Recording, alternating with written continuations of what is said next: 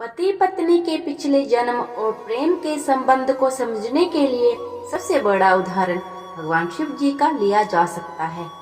तभी तो आत्मदाह के बाद भी किस्मत ने सती को अगले जन्म में एक बार फिर शिव जी से मिला दिया। वे पार्वती के रूप में जन्मी। अंततः उन्हें अपने पिछले जन्म की सभी यादें ताजा हो गई। शिव जी तो अंतर्यामी थे, वे सब जानते थे। इस कहानी से ये संकेत मिलता है कि हमारे हिंदू धर्म शास्त्रों में पति और पत्नी का 7 जन्मों का रिश्ता होता है। सवाल ये उठता है कि क्या पति पत्नी का पिछले जन्मों का रिश्ता होता है? आखिर ये मान्यता कैसे स्थापित हुई, आइए जानते हैं। हिंदू धर्म में 7 फेरे और 7 वचन का प्रचलन है। संभवतः इसीलिए ये धारणा प्रचलन में आई होगी कि पति पत्नी का संबंध 7 जन्मों तक होता है।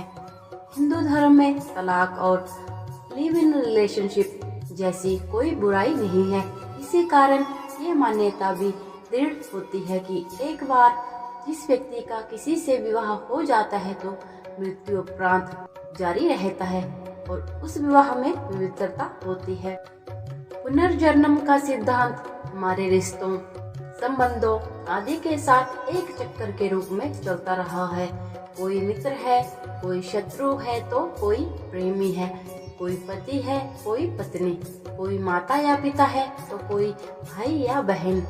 ज्योतिष के अनुसार कुंडली में भी ऐसे कई योग होते हैं जिसके चलते ये पता चलता है कि आपका पुत्र पुत्री या आपकी पत्नी आपके पिछले जन्म में क्या थे। पुनर्मिलन चित्त की गति से होता है। परिवार की पूर्ण सहमति से किए गए ब्रह्म विवाह से संपन्न विवाहों में प्रेम, विश्वास, समर्पण, अपनत्व, सम्मान और रिश्तों की अहमियत को समझा जाता है।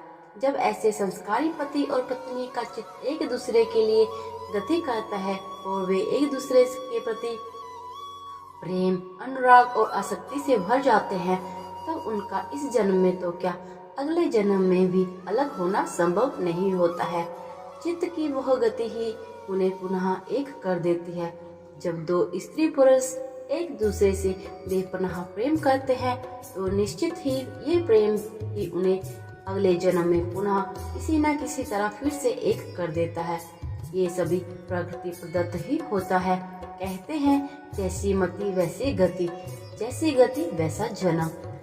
हिंदू विवाह पति और पत्नी के बीच जन्म जन्मांतरों का संबंध होता है जिससे कि किसी भी परिस्थिति में नहीं तोड़ा जा सकता है। अग्नि के 7 फेरे लेकर और ध्रुव तारे को साक्षी मानकर 2 तन, मन तथा आत्मा एक पवित्र बंधन में बंध जाते हैं। हिंदू विवाह में पति और पत्नी के बीच शारीरिक संबंध से अधिक आत्मिक संबंध को महत्व दिया जाता है और ये संबंध धार्मिक रीति से किए गए विवाह और उस विवाह के वचन और फेरों को ध्यान में रखने तथा विश्वास को हासिल करने से कायम होते हैं। जिस व्यक्ति ने अपने जीवन में बचपन में धर्म, अध्यात्म और दर्शन का अध्ययन नहीं किया है, उसके लिए विवाह एक संस्कार मात्र ही होता है। हिंदू धर्म में विवाह एक अनुबंध या समझौता नहीं है, बल्कि ये भली भांति सोच समझकर ज्योतिषीय आधार पर प्रारब्ध और वर्तमान को जानकर तय किया गया एक आत्मिक रिश्ता होता है। आपकी पत्नी यदि आपके पिछले जन्म की साथी रही है तो निश्चित ही आपके मन में उसके पति और उसके मन में आपके प्रति एक अलग ही तरह का प्रेम और सम्मान होगा जो गहराई से देखने पर ही समझ में आएगा। इस भागम भाग की जिंदगी में थोड़ा सा समय निकालकर अपनी पत्नी की आंखों में भी झांक कर देख लीजिए। कई बार एक बार में ही देखने पर किसी स्त्री या पुरुष के प्रति अजीब सा प्रेम और आकर्षण पैदा हो जाता है और कई बार किसी को देखने पर अपने उसके प्रति घृणा उत्पन्न होती है। हिंदू धर्म के अनुसार हमारे चित्त या अंतःकरण में लाखों जन्मों की स्मृतियाँ संरक्षित होती हैं और वे हमें स्पष्ट तौर पर समझ में नहीं आती हैं, लेकिन उस स्मृति के होने से ही हम किसी व्यक्ति या जगह को पूर्व से भी देखा या मानते हैं। जबकि हम किसी व्यक्ति से पहली बार मिले हैं या किसी जगह हम जीवन में पहली बार गए हों, फिर भी हमें वे जाने पहचाने से लगते हैं। हमारे चित्त के अंदर 4 प्रकार के मन होते हैं। एक चेतन मन, दूसरा अचेतन मन, तीसरा अवचेतन मन, चौथा सामूहिक मन। अवचेतन मन को ब्रह्मांडीय मन कहते हैं, जिसमें हमारे अगले पिछले सभी जन्मों की स्मृतियां और संचित कर्म संचित रहते हैं। जब हम किसी ऐसे व्यक्ति से मिलते हैं जो हमारे पिछले जन्म का साथी था, तो हम उसके संपर्क में आते ही उसके चित्त से जुड़ जाते हैं, या कि उसका और हमारा आवामंडल एक दूसरे से टकराता है तो कुछ अच्छी अनुभूति होती है और हम सहज ही एक दूसरे के प्रति समर्पण और प्रेम पूर्ण भाव से भर जाते हैं। हमारे मन में उस व्यक्ति के प्रति दया, प्रेम, करुणा और उससे बात करने के भाव उपजते हैं।